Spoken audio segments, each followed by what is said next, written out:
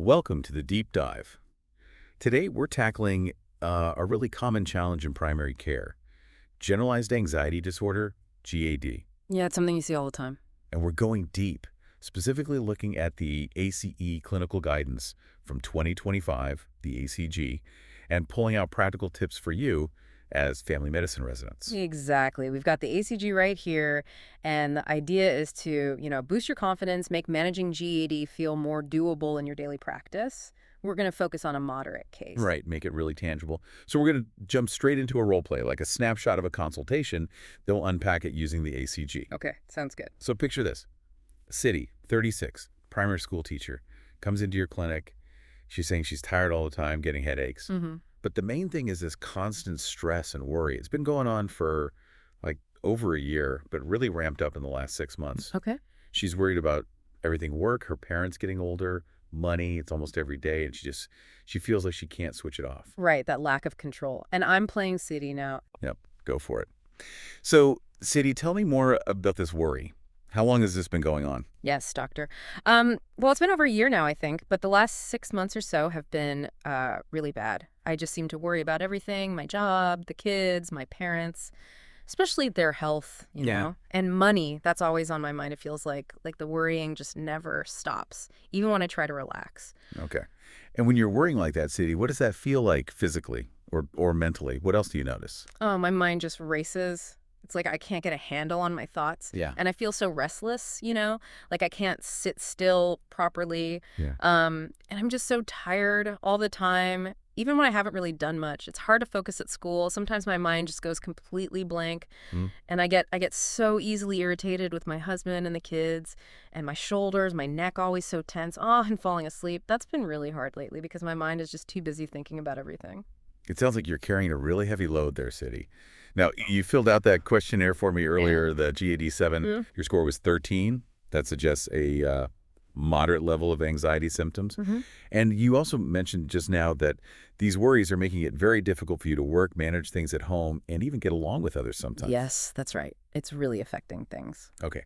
Well, based on the ACE clinical guidance, considering both that score, the 13, and how much it's impacting your daily life, this pattern really points towards something called Generalized Anxiety Disorder, or GAD. Have you ever heard of that term before? No, not really, doctor. I just thought it was, stress getting out of hand. It definitely can feel like stress. That's true. Oh. But with GAD, the worry tends to be more intense. It's harder to control, like you described, and it really starts to significantly affect your day-to-day functioning.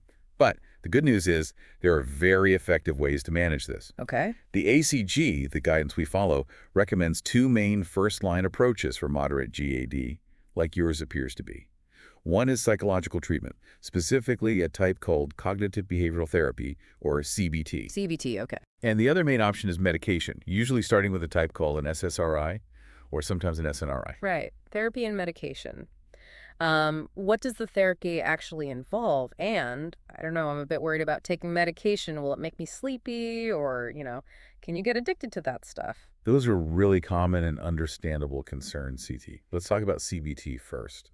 It's basically a talking therapy. Okay. You'd work with a therapist to look at the connections between your thoughts, your feelings, and how you behave.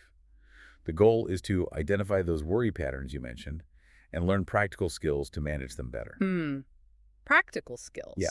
And here in Singapore, you can access this kind of treatment through polyclinic referrals sometimes, or at the hospital specialist outpatient clinics, the SOCs. There are also community mental health places like SAMH or FAU. Okay. What about the cost? Costs can vary, yeah. Yeah. But you mentioned you have a Blue SAES card, right? Yeah.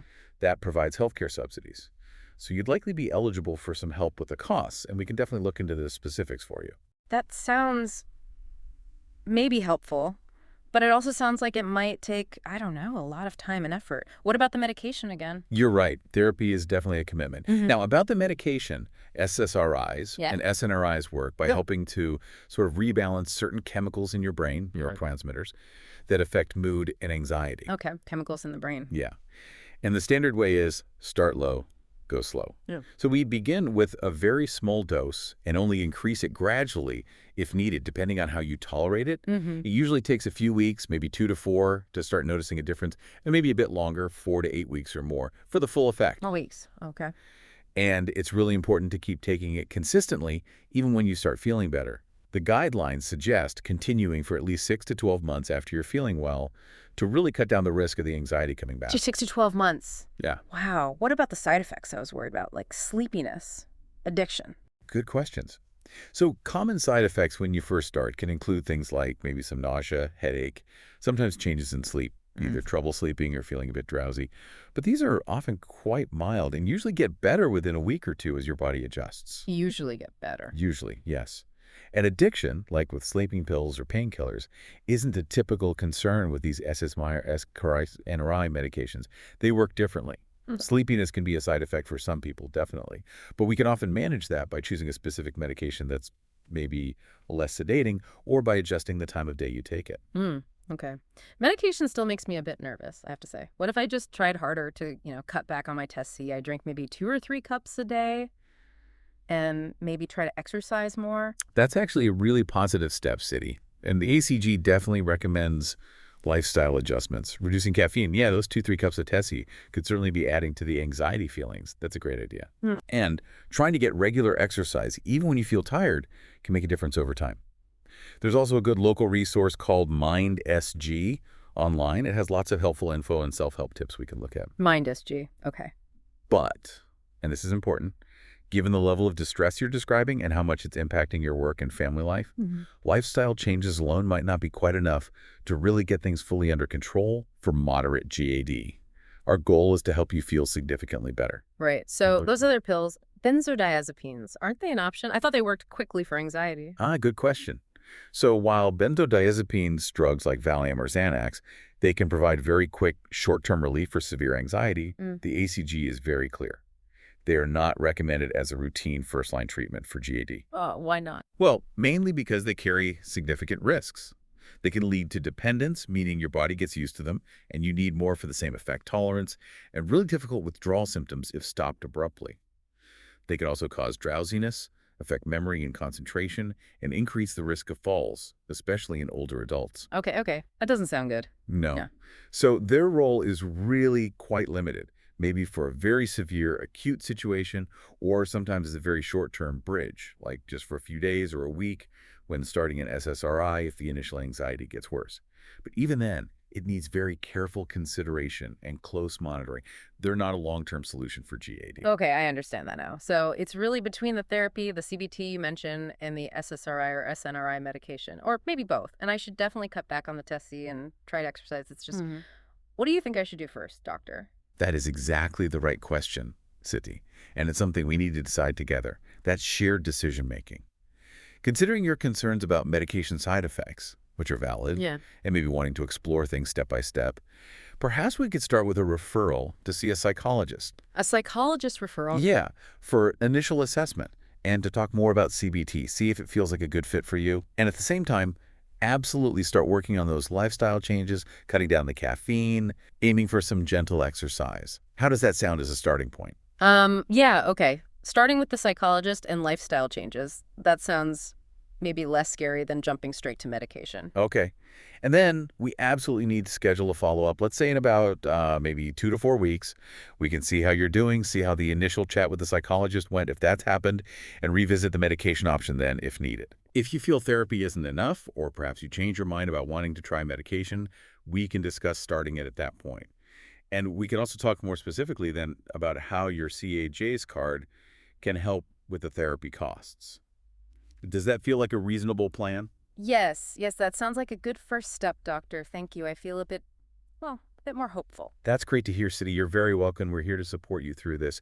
So we'll get that referral sorted for you, and I'll give you that information on MindSG as well. Just remember, this is a process, right? And we'll work together to find the best approach for you. Okay. So that was a glimpse into how that kind of consultation for moderate GAD might play out. Let's step back now. Yeah, let's unpack that. As family medicine practitioners, what are the key clinical pearls from the ACG 2025 that we just saw? Or, tried to illustrate? Well, first off, confirming the diagnosis and severity. Remember, Citi's GAD-7 score was 13? Moderate range? Right, but it wasn't just the score. Crucially, we also asked about, and she confirmed the functional impairment, saying it made things very difficult. Exactly. And that's straight out of ACG Recommendation 1. You integrate the validated scale score, like the G87, with a clear assessment of functional impact to really gauge the severity. It's both pieces. Absolutely. And because her presentation fit moderate GAD based on both those points, ACG Recommendation 3 kicks in. Which clearly states, Offer both psychological treatment, specifically CBT-based therapies, yeah, and pharmacological treatment, usually an SSRI or SNRI, as first-line options. right, offer both. It's not an either initially, it's presenting them as equally valid evidence-based choices for moderate GAD. Which flows right into the next critical point, shared decision-making. Again, that's core to ACG Rec 1. We really saw the importance of exploring CD's ICE, her ideas, concerns, and expectations. Yeah, her nervousness about medication side effects, the sleepiness, the addiction worry, even though that's not typical for Yeah. SSRIs, and her questions about therapy, the cost, the time commitment, how to access it. Those concerns are vital. They directly influence which option or combination the patient might lean towards, and importantly, how likely they are to actually engage with the plan. We have to address those directly. Absolutely. And related to her therapy concerns, it's useful for us in Singapore to remember the different access points. Polyclinics, hospital SOCs, community agencies like SAMH, FAYU, Clarity. Right, which often have subsidized services. Exactly. And then private practice too, though usually pricier. And always checking that Aeropocanestis says, like with Citi's Blue Card, is key for navigating subsidies. Okay, now thinking about the medication side, the SSRI, SNRIs. We talked about the start low, go slow approach. Yes, super important. It helps minimize those initial side effects. Sometimes patients even feel a bit more anxious initially, so warning them helps. And setting realistic timelines. It's not an instant fix. Yeah. 2 to 4 weeks for some effect, maybe 4 to 8 plus for the full benefit. Right, and emphasizing adherence for that adequate trial period that's linked to ACG Rec 5. You need to give it enough time at the right dose. We also have to counsel on common side effects. Nausea, headache, sleep changes, maybe sexual side effects, jitteriness. And with SNRIs, just keeping an eye on blood pressure and heart rate sometimes. And the duration question Citi asked. ACG Rec 6 principles point towards continuing treatment for at least 6-12 months after remission. That's key for reducing relapse risk. Definitely need to stress that continuation phase. It's not just about getting better, it's about staying better. We also briefly touched on lifestyle advice. Yeah, the ACG supports it. Reducing caffeine, like Citi's Tessie Habit, encouraging exercise, using resources like MindSG. It's supportive, even if not the main treatment for moderate GAD. It empowers the patient, too, gives them things they can actively do. And then the really critical point about benzodiazepines, ACG Recommendation 7. Yes. We need to be firm on this. They are not first line for GAD. Absolutely not. The risks, tolerance, dependence, withdrawal, cognitive issues, falls, misuse, they just outweigh the benefits for routine GAD management. Their role is incredibly limited. Maybe severe acute distress or that very short-term adjunct when starting an SSRI, but with strong justification and close watching. Exactly. Keep them off the table for standard GAD treatment. And finally, follow-up. As we did in the role play, ACG Rec 5 emphasizes needing that initial follow-up, maybe 2 to 4 weeks after starting treatment. Yeah, essential to check tolerability, see if there's any early response, answer questions, and adjust the plan if needed. Okay, so let's try and summarize the key pearls for you, our family medicine resident listeners, managing moderate GAD based on ACG 2025. 1. Offer both CBT-based therapy and SSRIs and RIMEDs first line. 2. Use shared decision-making. Really explore the patient's ICE. 3. Provide good psychoeducation about GAD, the treatments, and lifestyle factors. 4. Be very clear that benzodiazepines are generally not the answer for ongoing GAD management. Reserve them. And 5. Ensure you have a clear follow-up plan in place, typically within a few weeks. Perfect. So here's a final thought to leave you with. Considering how common GAD is, and the real burden it places on patients like Citi, how can you proactively weave these ACG recommendations into your busy clinic days? How can we make these evidence-based approaches routine to really help ease that burden and guide our patients towards remission? Definitely something to reflect on. And of course, we'd encourage you to explore the full ACE clinical guidance document for all the details. Thanks for joining us for this deep dive.